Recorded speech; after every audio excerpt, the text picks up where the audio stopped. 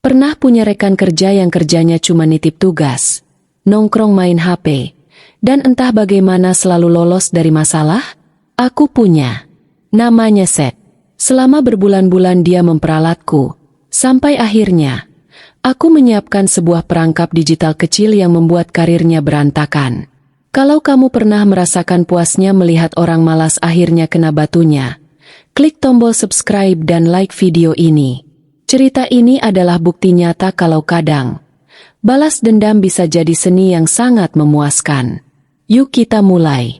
Seth bukan sekadar malas. Dia tipe orang yang membuat kemalasan terlihat seperti strategi hidup. Bayangkan, jam kerja dimulai pukul 9, tapi Seth baru muncul pukul 9.30 dengan alasan klasik. Macet, bro. Jalanan parah banget. Padahal semua orang tahu, dia pasti bangun kesiangan. Begitu duduk di kursi, bukannya bekerja, dia sibuk scroll media sosial atau bolak-balik ke toilet tiap 10 menit.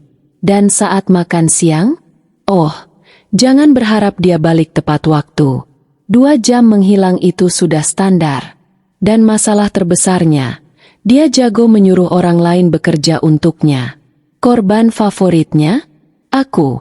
6 bulan terakhir, inbox emailku selalu berisi pesan dari Seth. Awalnya sopan. Bisa tolong aku sedikit dengan proyek ini? Tapi kita semua tahu artinya. Aku kerja, dia dapat nama baik. Aku sempat beberapa kali melapor ke atasan. Tapi Seth entah bagaimana selalu lolos.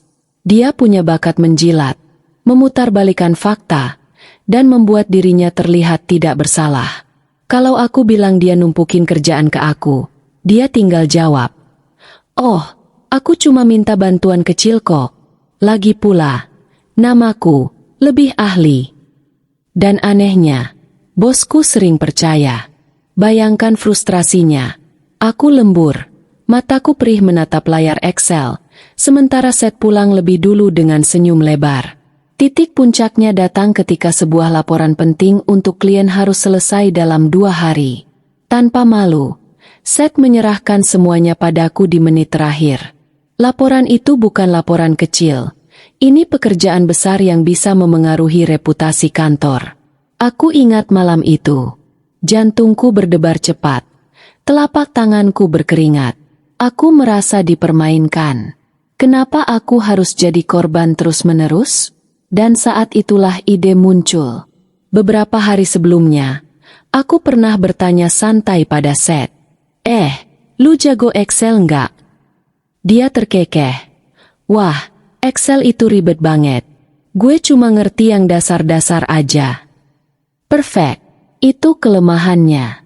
Jadi, ketika dia kembali mencoba melempar tumpukan spreadsheet padaku, aku berkata, "Ya sudah, gue bantu deh." Dia tentu saja senang. Dia pikir aku kembali jadi pembantu setianya. Tapi diam-diam, aku menyusun sesuatu. Aku menyisipkan formula tersembunyi di dalam file Excel. Formula ini tidak merusak total, hanya membuat angka-angka jadi aneh ketika disalin. Hasilnya, kalau seseorang tak paham cara mengecek sel tersembunyi, laporan yang dihasilkan akan berantakan total. Aku pastikan jebakan ini halus, tidak terlalu jelas, tapi cukup untuk menciptakan kekacauan besar. Hari itu tiba. Deadline. Seth datang ke kantor dengan wajah santai, seperti biasa. Dia sama sekali tidak terlihat khawatir. Baginya, semua pasti sudah beres, karena aku yang mengurus. Dia duduk santai, membuka ponselnya. Bahkan sempat bercanda. "Lu emang penyelamat gue, bro. Kalau nggak ada lu, gue udah tamat." Aku hanya tersenyum tipis. Kalau saja dia tahu. Tak lama, telepon kantor berdering. Klien marah besar. Laporan yang mereka terima, penuh angka kacau, tabel berantakan, data tidak masuk akal. Wajah Seth langsung pucat. Dia buru-buru membuka file, dan benar saja, setiap kali dia mencoba copy paste, data malah rusak. Angka loncat-loncat, formula berubah, grafik tidak sinkron. Apa-apaan ini? Kok bisa begini? Teriaknya panik. Dia mencoba memperbaiki satu bagian, tapi bagian lain malah rusak. Seperti domino jatuh satu persatu. Akhirnya, dia mendatangiku dengan wajah ketakutan. Bro, tolong. Lu pasti tahu cara benerinnya. Gua gak ngerti Excel segila ini. Aku mengangkat alis. Pura-pura bingung. Kok bisa gitu? Mungkin bug, ya? Coba aja refresh. Dia menatapku. Putus asa. Please, bro. Klien ngamuk. Gua bisa dipecat kalau ini gagal. Aku berpura-pura mengetik sebentar. Lalu berkata samar. Gue juga kurang ngerti. Coba cek manualnya deh. Dan aku tinggalkan dia sendirian. Tenggelam dalam lautan angka berantakan. Hari itu, Seth tidak lagi jadi raja malas. Dia bekerja keras, atau lebih tepatnya, berusaha keras, sepanjang hari.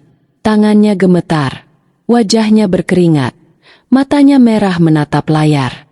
Semua panik yang biasanya dia lempar ke orang lain, sekarang menelannya bulat-bulat. Sementara itu, aku duduk di mejaku dengan tenang. Rasanya luar biasa. Ada kepuasan melihat seseorang yang selalu meremehkan orang lain akhirnya tenggelam dalam jebakan yang dia ciptakan sendiri. Dan tentu saja, akhirnya bos mengetahui semua. Klien melapor langsung. Bos memanggil Seth ke ruangannya. Suara bentakan samar terdengar keluar. Seth mencoba membela diri, tapi kali ini, tidak ada yang percaya. Hasil akhirnya, Seth diskors tanpa bayaran. Melihatnya keluar kantor dengan wajah hancur, aku merasakan sesuatu yang sulit digambarkan, keadilan. Selama berbulan-bulan aku diperlakukan seperti asisten pribadi tanpa imbalan. Tapi sekarang, permainan berbalik. Seth akhirnya merasakan beban kerja yang selalu ia lemparkan. Dan yang terpenting, aku tidak perlu mengotori tanganku dengan kebohongan. Aku hanya menggunakan kelemahannya sendiri melawannya. Kadang, hidup memang tidak adil. Orang malas bisa terlihat sukses, sementara orang yang bekerja keras tidak dihargai. Tapi cerita ini mengingatkan kita, pada akhirnya, topeng akan jatuh juga. Keadilan mungkin lambat, tapi saat datang, rasanya manis. Kalau kamu menikmati kisah balas dendam ini, jangan lupa klik tombol like dan subscribe untuk lebih banyak cerita kepuasan seperti ini. Dan tulis di komentar, apa balas dendam paling memuaskan yang pernah kamu lihat atau alami sendiri? Sampai jumpa di cerita berikutnya.